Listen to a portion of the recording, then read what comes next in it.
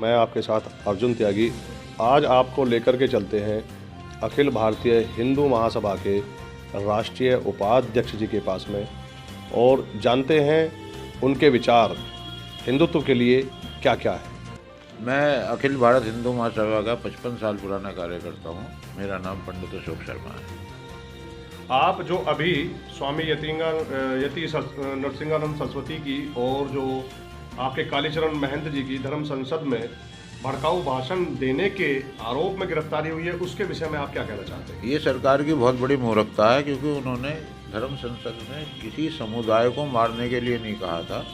उन्होंने ये कहा था कि हम हिंदू युवकों के 100 लड़कों के एक जत्थे बनाएंगे जो कि आतंकवादियों से निपटेंगे। तो उसमें कहाँ मुसलमान और कहाँ धर्म और कहाँ वो आ गया। आतंकवादियों से तो भारत सरकार भी निपट रही है।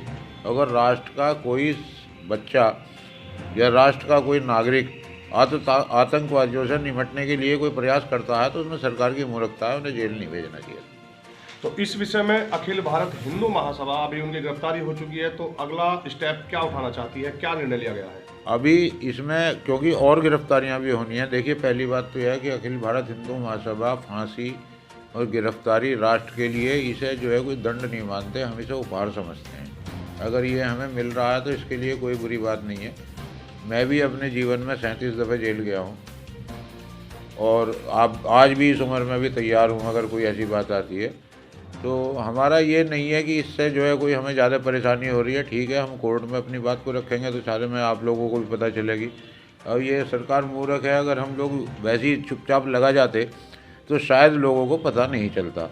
अब जब हम कोर्ट में जाएंगे तो आप जैसे मीडिया के जो प्रमुख लोग हैं उनके द्वारा बात जाएगी कि हम लोग किस लिए बंद हैं, तो वो पूरे देश में एक संदेश जाएगा। इससे हमें लाभ ही होगा, नुकसान केवल इन सेकुलरवादियों का ही होगा।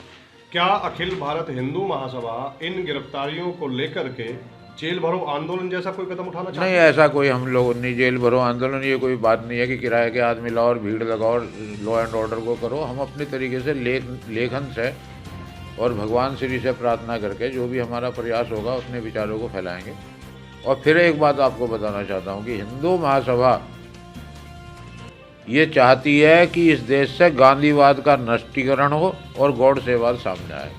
लेकिन गांधी जी को तो राष्ट्रपिता की उपाधि दी गई थी, और यदि बात करें गांधी जी की, हिंदू महासभा उनका नष्टीकरण चाहती है, गोडसे जी को उपाधि देना चाहती है, लेकिन ये कैसे संभव हो पाएगा? नहीं, संभव तो ये है कि आज तक आपकी जनरेशन से ही पूछना चाहता हूँ, आप गॉडसे को जानते थे? अभी तो जानना शुरू हुए हैं। पिछले 70 साल से इस देश में ऐसे शासक रहे हैं कि उन्होंने गॉडसे की आवाज़ को दबाया।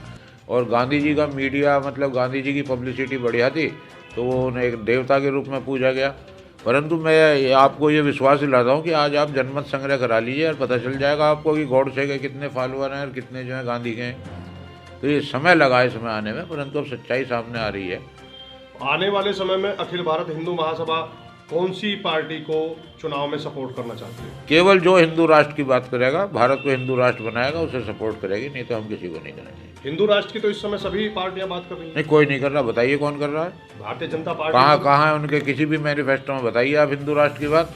सेकुलर पार्टी है वो भी कांग्रेस की तरह। कई बार अपने चुनावी वादों में इन्होंने हिंदू राष्ट्र बनाने की नहीं, कभी किसी भाजपा के नेता ने अगर हिंदू राष्ट्र कहा हो तो मैं अपने हाथ कटवाने के लिए तैयार हूँ।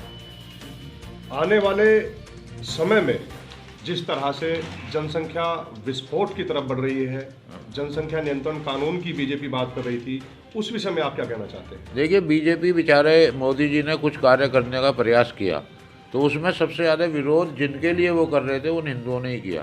क्योंकि मुसलमानों के लिए कहीं से बाहर से कोई नहीं आ रहा नेता, सब यहाँ के हिंदू हैं।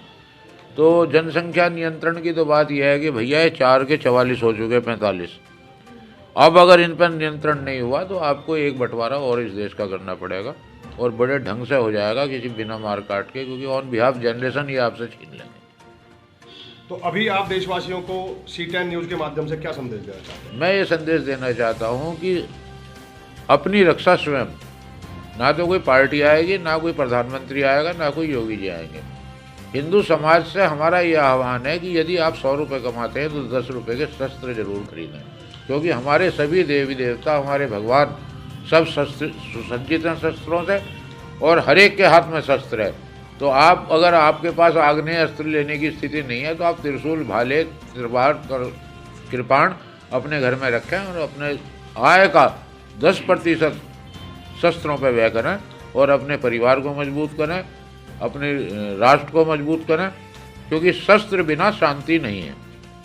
तो अभी कोई हिंदू महासभा उन संतों के पक्ष में जिनकी गिरफ्तारियां प्रशासन पुलिस द्वारा की जा चुकी हैं, उनको लेकर के कोई हिंदू महासभा कोई ऐसा जनमत संग्रह कराना चाहती है या फिर उनके पक्ष में कोई ऐसा कार्य करना चाहती है जिससे सरकार जागरूक हो और हिंदू महासभा के विषय में उनके विचारों पर चलने के लिए सोचे? ये इनका जो है ये कार्यक्रम चल रहा है, अभी गवर्नमेंट का दमन चक्र चल रहा है। इसके बाद में हम जितने ये स्वामी गिरफ्तार हुए हैं इनके विचारों के लिए और हज़ारों आदमियों को सामने लाएंगे ताकि ये लोगों को ज़्यादा से ज़्यादा गिरफ्तार करें और जनता को ये पता चले कि इनकी बात सही थी, वो इकले नहीं थे। हिंदू महासभा का ये काम है, क्योंकि उनके लिए बीजेपी, आप अभी कह रहे थे कि बीजेपी हिंदू राष्ट्र की बात कर रही है, बीजेपी की हुकूमत में गिरफ्तार हुए हैं वो। नहीं, अभी देखिए, अभी तो धारा 144 लगी हुई है, आचार नहीं, आचार संहिता में नहीं गिरफ्तार हुए, वो उन भाषण के ऊपर हुए जो धर्म संसद में उन्होंने दिए थे। तो आपका कहना यह है कि बीजेपी भी हिंदुवादी पार्टी नहीं है? अरे होती तो वो कैसे गिरफ्तार होते? बीजेपी, उत्तराखंड में बीजेपी की हुकूमत है, वहीं तो गिरफ्तार हुए हैं वो। हिंदू महासभा तो काफी पुराना संगठन है, देश की आजादी के पूर्व का संगठन है। हिंदू महासभा ऐसी कौन सी पार्टी मैदान में लाना चाहता है जो हिंदुओं की पार्टी हो? केवल हिंदू महासभा। हिंदू महासभा जी। क्या इन इलेक्शन में जो 2022 के विधानसभा चुनाव है, इनमें हिंदू महासभा अपने प्रत्याशी उतार दी? नहीं जी, हमारी अभी इतनी सामर्थ्य नहीं है कि हम जो है, इतना हमारे पास समर्थन नहीं है। झूठी बात कहने से कुछ नहीं फ़ायदा कि माइक सामने है तो बकवास करने लगो। अभी हम इसमें सक्षम नहीं है, पर अंदरूनी रूप से हम कार्य कर रहे हैं। और जैसे मोदी जी ने व्यक्तिगत रूप से और अमित शाह हमारे देश के गृह मंत्री ने व्यक्तिगत रूप से धारा 370 समाप्त की, राम मंदिर का निर्माण किया, समान नागरिक संहिता पे बिल लाए, तो हमारा उनको जो है मूक और बाहुबली हर तरीके का समर्थन उनको है अगर वो इस कार्य को करते हैं। परंतु बीजेपी ने कहीं हिंदू राष्ट्र की बात नहीं कही, वो तो कांग्रेस जैसी भाजपा। लेकिन मोदी जी और अमित शाह जी भी तो बीजेपी के नहीं, बीजेपी का सौभाग्य है कि उन्हें देवदूत मिल जाते हैं, बाजी दफे दुष्टों को भी मिल जाते हैं, भगवान जो है उनका भी उद्धार कर देते हैं। कि बहुत दिनों से पत्थर की शिला पड़ी हुई, रामचंद्र जी का पैर लग गया तो जागृत हो गए, हो सकता है इनका भी उद्धार हो जाए विचारों का। तो आने वाले 2024 में क्या हिंदू महासभा दोबारा मोदी जी को प्रधानमंत्री पद पे देखना चाहेगी? बिल्कुल अवश्य संभावी, और हम तो ये चाहते हैं कि मोदी जी के चुनाव ही ना हो, जब तक वो जीवित है उस व्यक्ति को ही प्रधानमंत्री रहना चाहिए। इस देश में संविधान को संशोधित करो, दुनिया बदल रही है। रूस में राष्ट्रपति जो है पुतिन को जो आजीवन बना दिया गया है, चीन के राष्ट्रपति जिनपिंग को जो है आजीवन राष्ट्रपति बना दिया गया है, तो हम क्यों नहीं कर सकते इसे? क्या आपको जरूरी है कि लोकतंत्र गणतंत्र को लिए फिर रहे हैं आप? 70 साल से आपने लोकतंत्र गणतंत्र में हमें कौन सी उपलब्धि दी है? आप बताइए कौन सी जो है 70 साल में जो है आपने जो है नई तीर चलाए हो? नहीं, लोकतांत्रिक तरीके से जिस तरह से चुनाव भारत देश में होता है, जिसको लोकतंत्र स्थापित करना बताया गया है, उसमें लोकतांत्रिक तरीके से ही जनप्रतिनिधियों को चुन करके सरकार चुनी जाती है, राज्यसभा, लोकसभा और नहीं, वो तो चुनी जाती है। आप बिल्कुल सही कह रहे हैं, आप बना रहे हैं उसी तरीके से 70 साल से कर रहे हैं।